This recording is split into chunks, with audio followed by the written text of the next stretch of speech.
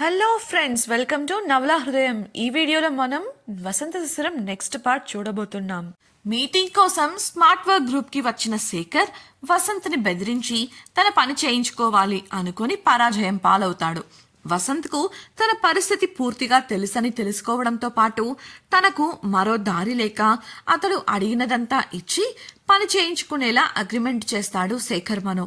భాస్కర్ భవిష్యత్తు వ్యవహారాలను ఇకపై సౌమ్య చూసుకుంటే చాలని చెప్తూనే ఇండైరెక్ట్ గా వారిని కలవడం ఇష్టం లేదన్నట్లు చెప్పగా అవమానంగా ఫీల్ అవుతాడు మనో. వసంత్ శిశిరను పికప్ చేసుకోమని కిషోర్కి చెప్పి వేగంగా వెళ్లిపోగా ఆ పనిలో భాగంగా డ్రైవర్కు ఫోన్ చేస్తాడు కిషోర్. అదే సమయంలో ఫామ్ హౌస్ లో ఉన్న శిశిర ఫోన్లో మెసేజ్ వచ్చిన శబ్దానికి తీసుకొని చూసింది. అది వసంత్ నుంచి వచ్చిన వాయిస్ మెసేజ్ కావడంతో ఆసక్తిగా తెరిచిన ఆమెకు, నిన్ను పికప్ చేసుకోవడానికి అరగంటలో కార్ వస్తుంది, రెడీగా ఉండు అన్న వసంత్ స్వరం గంభీరంగా వినపడింది. పార్టీ అడిగితే ఇవ్వనన్నానని ఇలా ఇంటికి పిలిపించేస్తారా? పార్టీ లేదంటే పగపట్టేస్తారా ఎవరైనా? గొనుక్కుంటూనే విషయాన్ని ఉమకు చెప్పింది శిశిర. ఉమ కూడా తన స్టైల్లో 4 మంచి మాటలు చెప్పగా ఉసూరు మంది శిశిర. వారి మాటలు పూర్తయ్యేలోపే కార్ రావడంతో హమ్మయ్యా అనుకుంటూ ఉమ క్లాసుకు బాయ్ చెప్పి కార్ ఎక్కేసింది శిశిర. కార్లో ఫోన్ చూస్తూ కూర్చున్న శిశిర కొంత సమయం తర్వాత తల ఎత్తి చూసేసరికి అది తాము రోజు ఇంటికి వెళ్లే మార్గం కాదని తెలుసుకుంది. కంగారుగా, ఇటెక్కడికి తీసుకెళ్తున్నారు మీరు నన్ను అని డ్రైవర్ని ప్రశ్నించగా కొంత దూరంలో కనిపించిన హోర్డింగ్ చూసి కళ్ళు చిట్లించింది. డ్రైవర్, సార్ మిమ్మల్ని ఇక్కడికి తీసుకురమ్మని చెప్పారు మేడం, భయపడకండి అని చెప్తుండగానే హోర్డింగ్ను దాటి గేట్ లోపలికి వెళ్ళింది కార్. అక్కడ కిషోర్ ఎదురు చూస్తూ ఉండడం కనిపించి డ్రైవర్ కార్ ఆపగా కార్లో కూర్చున్నాడు కిషోర్. కిషోర్ను చూశాక కానీ శిశిర ఆలోచనలకు కళ్ళెంపడలేదు. మనసు కొంచెం శాంతించగా, ఇది ఏం ప్లేస్ అన్నయ్య, నన్ను ఇక్కడికి ఎందుకు రమ్మన్నారు అని కిషోర్ను ప్రశ్నించింది శిశిర. అందుకు కిషోర్ నిట్టూరుస్తూ, వాడెప్పుడు ఏది ఎందుకు చేస్తాడో నాకు అసలు అర్థం కాదు శిశిర, నీకు కొత్త కదా, కొద్ది రోజులు పోతే అలవాటవుతుందిలే అని చెబుతుండగా కార్ ఇరువైపులా హోర్డింగ్స్తో నింపబడిన దారి గుండా ఒక డెన్ లాంటి ప్రదేశంలోకి వెళ్ళింది. అలా వెళుతున్నప్పుడు బయట 2 గార్డ్స్ కాపలా కాస్తూ కనిపించారు. లోపలికి వెళ్ళాక అంతా చీకటి. అక్కడక్కడ మాత్రమే ముందున్న దారి కనిపించేలా లైట్లు అమర్చి ఉండగా ఆ ప్రాంతమంతా నిర్మానుష్యంగా ఉంది. కానీ ఎక్కడి నుంచో కానీ డీజే సంగీతం, అరుపులు వినపడుతున్నాయి. శిశిరకు అదంతా చాలా కొత్తగాను వింతగాను ఉంది. కానీ కిషోర్ తనతోనే ఉన్న ధైర్యం, అలాగే వసంతే స్వయంగా కార్ వస్తుందని మెసేజ్ చేయడంతో ధైర్యంగా ఉంది. కార్ దిగి కిషోర్తో కలిసి ముందుకు నడిచిన ఆమెకు ఒక ద్వారం కనిపించగా కిషోర్ తలుపు కొట్టగా ఒక భారీ కాయుడైన బౌన్సర్ తలుపు తెరిచాడు. కిషోర్ను చూడగానే మర్యాదగా సెల్యూట్ చేసిన అతడు వారిని లోపలికి ఆహ్వానించగా లోపలికి వెళ్లిన శిశిరను ఖాళీ గది వెక్కిరించింది. అక్కడ వసంత్ ఉంటాడు అని ఊహించిన ఆమె అలా జరగకపోయేసరికి అయోమయానికి లోనయ్యింది. ఇంతలో ఆ బౌన్సర్, సార్కి ఆలస్యం అవుతుందని వెళ్ళిపోయారు సార్, మీరు వస్తే త్వరగా రెడీ అయి రమ్మని చెప్పారు అని వినయంగా చెప్పాడు. కిషోర్ సోఫాలో ఉన్న బ్యాగును శిశిరకు అందిస్తూ, ఇందులో నీకు కావలసినవన్నీ ఉన్నాయిరా, వెళ్ళి రెడీ అయిరా, మనం గ్రౌండ్కి వెళదాం అని చెప్పగా అయోమయంగానే బ్యాగ్ అందుకుంది శిశిర. కిషోర్ ఆ గదికి కనెక్ట్ అయ్యున్న మరో గది వైపు నడవగా బౌన్సర్ బయటకు కదిలాడు. బాత్రూం తలుపు తెరిచిన శిశిర ఉలిక్కిపడి అరవగా గబగబా ఆమె దగ్గరకు నడిచాడు కిషోర్. బాత్రూంలో ఒక వ్యక్తి ముఖానికి ముసుగు వేసి ప్లాస్టర్లతో కాళ్ళు చేతులు కట్టేసి బంధించి ఉంచారు. బౌన్సర్ కంగారుగా, సారీ సార్, సారీ మేడం, ఇప్పుడే క్లియర్ చేస్తాను అంటూ లోపల బంధించబడిన వ్యక్తిని ఉప్పు మూటలా భుజానికి ఎత్తుకున్నాడు. ఆ వ్యక్తి మూలుగుతుంటేనే అర్థమవుతుంది అతని నోటికి కూడా ప్లాస్టర్ వేసినట్లు. ఎవడు వీడు అని కిషోర్ విసుగ్గా అడగగా, సార్ గురించి తెలుసుకోవాలని వచ్చాడు సార్, కానీ వాడికి వివరాలు తెలియలేదు, ఆ గుణ మనిషి, సార్ స్వయంగా వీడిని బంధించారు అంటూ బయటకు వెళ్ళిపోయాడు. శిశిర ఇంకా షాక్లోనే ఉండటం గమనించిన కిషోర్ గది నుంచి తన బ్యాగు తీసుకుని వచ్చి, నువ్వు వెళ్ళి ఆ గదిలో ఫ్రెష్ అవ్ సిస్టర్, ఇక్కడ ఇవన్నీ మామూలే నవ్వుతూ అన్నాడు. అసలు ఇక్కడ ఏం జరుగుతుంది, వాసు గారెక్కడా అని ఆమె అడగగా అదే నవ్వు కొనసాగిస్తూ నువ్వు రెడీ అయ్యిరా సిస్టర్, కాసేపట్ల నీకే తెలుస్తుంది అన్నాడు కిషోర్. ఇంకేం చెయ్యలేక లోపలికి వెళ్ళిపోయింది శిశిర.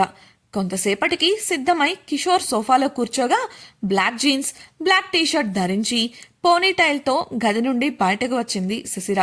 చేతిలో ఉన్న మాస్క్ను కిషోర్కు చూపిస్తూ ఇదేంటన్నయ్యా బ్యాగ్లో ఉంది అని ఆమె అడగగా కిషోర్ లేచి నిలబడుతూ ఇక్కడ తమ ఐడెంటిటీ తెలియకుండా అందరూ వాడేది మాస్క్ని, నా దగ్గర కూడా ఉంది అంటూ తన మాస్క్ని పెట్టుకున్నాడు. అక్కడి పనులు చూస్తున్న శిశిరకు బుర్ర పేలిపోయేలా ఉంది.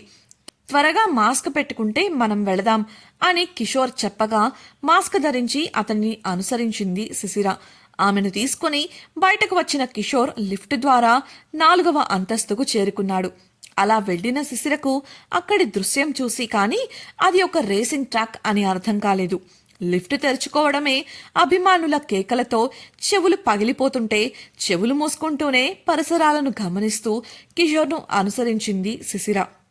ఆ 4వ అంతస్తు నుండి చూస్తే విశాలమైన రేసింగ్ ట్రాక్ కనబడుతుంది. అంతేకాకుండా క్రీడాకారులను దగ్గర నుండి చూపించడానికి ఎక్కడికక్కడ డిజిటల్ స్క్రీన్లు ఏర్పాటు చేయబడ్డాయి. అభిమానులలో చాలా మంది తమ ముఖాలు కనిపించకుండా మాస్కులు మరియు రకరకాల రంగులతో ముఖాన్ని నింపుకొని కనిపించారు. అదే ఫ్లోర్లో కొంత దూరం నడిచాక కాస్త అరుపులు తగ్గాయి. అక్కడ కూర్చున్న మనుషులు హుందాగా ప్రవర్తిస్తూ జరగబోయే రేస్ కోసం ఆసక్తిగా ఉన్నారు. ఆ ప్రదేశంలో మనుషులు కూర్చునే అమరిక సినిమా హాల్లో లాగా మెట్ల రూపంలో ఉండటంతో అందరికీ క్రింద ఉన్న రేస్ ట్రాక్ బాగా కనపడుతుంది. కిషోర్ను గుర్తుపట్టిన కొందరు అతడిని పలకరించగా కిషోర్తో వచ్చిన శిశిరను చూసి చెవులు కోరుకోవడం మొదలుపెట్టారు. కొంతసేపటికి అందరి దృష్టి తనపైనే ఉండటం గమనించిన శిశిర ఇబ్బందిగా కదులుతూ వసంత్ కోసం చుట్టూ చూసింది. ఇంతలో రేసర్లు ట్రాక్ మీదకు రావడంతో అందరి దృష్టి అటువైపు మళ్ళింది. మైక్లో రేస్ గురించి, అందులో పాల్గొంటున్న రేసర్ల గురించి ఒక వ్యక్తి వివరిస్తూ ఉండగా రేసర్లు రేస్ కోసం సిద్ధమయ్యారు. బైక్ యాక్సిలరేటర్ల ధ్వనులతో ఆ ప్రాంతం మారుమ్రోగిపోతుంది. కౌంట్ డౌన్ మొదలైంది. 3, 2, 1 గో అన్న యాంకర్ స్వరంతో బైక్లన్నీ ట్రాక్ మీదకు దూసుకుపోయాయి. మొత్తం 8 బైక్లు. అందులో ముందుగా ఉన్న 3 కంటెస్టెంట్లు ఒకరితో ఒకరు ఏమాత్రం తగ్గకుండా దూసుకుపోతున్నారు. పోటీ రసవత్తరంగా సాగుతుండటంతో ప్రేక్షకులంతా తమ అభిమాన రేసర్ల పేర్లను గట్టిగా పిలుస్తూ ప్రోత్సహిస్తున్నారు. అక్కడున్న అందరిలోకి ఎక్కువగా శిశిరకు వినిపించిన పేరు నంబర్ 1. అవును, ఆ కంటెస్టెంట్ పేరు నంబర్ 1. శిశిరకు కూడా అనుమానం వచ్చి డిజిటల్ స్క్రీన్ పై డిస్ప్లే అవుతున్న పోటీదారుల జాబితా చూసింది. అందరివి ముద్దు పేర్లు ఉంటే ఈ ఒక్క కంటెస్టెంట్ పేరు మాత్రం నంబర్ 1 అని ఉంది. అది శిశిరకు కాస్త విచిత్రంగా అనిపించింది. అప్పుడే ఆమె మరో విషయాన్ని కూడా గమనించింది. అదేంటంటే నంబర్ 1 అనే కంటెస్టెంట్ ఇప్పుడు జరుగుతున్న రేస్లో మొదటి స్థానంలో కదులుతున్నారు. అలాగే అతని ట్రాక్ రికార్డ్ ఆమెను మరింత ఆశ్చర్యపరిచింది. ఎందుకంటే అతడు ఇప్పటి వరకు 237 రేసులలో పాల్గొనగా 236 రేసులలో గెలిచాడు. అంటే ఒక్కటి తప్ప అతడు పాల్గొన్న ప్రతి రేసులోనూ అతడు గెలిచాడు. ఇదంతా ఆసక్తిగా అనిపించిన శిశిర తనకు తెలియకుండానే ముందుకు వంగి రేసును పరిశీలించడం మొదలుపెట్టింది. ఆమెకు కాస్త దూరంలో నిలబడిన ఒక మనిషి శిశిరను ఆశాంతం పరిశీలించి వంగి మర్యాదగా తను గమనించిన విషయాలను ఒక మాస్క్ ధరించిన యువతితో చెప్పారు. వారి ప్రవర్తనలోనే తెలుస్తుంది కూర్చున్న యువతి నిలబడిన మనిషికి యజమాని అని. విషయం తెలుసుకున్న యువతి నిమిషం పాటు శిశిర వైపు సూటిగాను కోపంగాను చూసి ఆ తర్వాత పోటీపై దృష్టి కొనసాగించింది. అప్పటికే సగానికి పైగా పోటీ పూర్తయింది.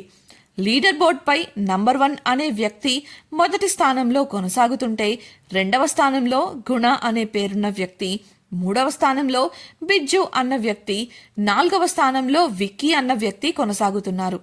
పోటీ ప్రారంభమైనప్పటి నుంచి ఈ వరుస ఇలాగే ఉంది. కానీ అకస్మాత్తుగా ఏం జరిగిందో కానీ నంబర్ 1 నడుపుతున్న బైక్ కంట్రోల్ తప్పింది.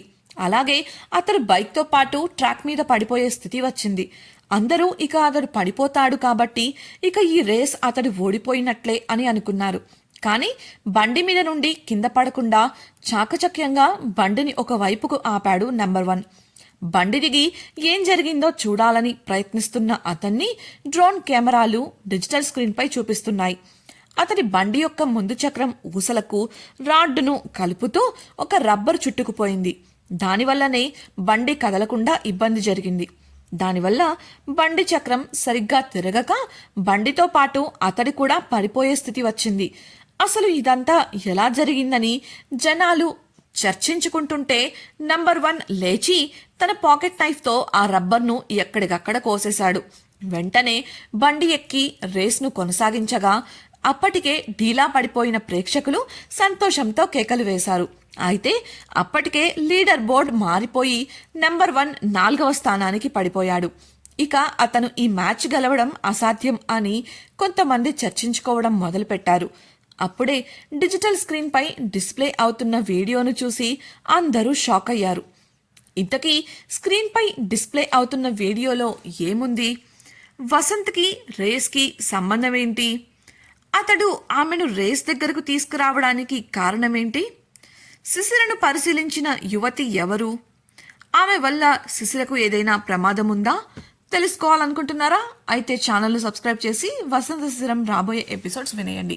అలాగే మీకు ఈ వీడియో నచ్చినట్లయితే లైక్ చేసి మీ సన్నిహితులకు షేర్ చేయండి.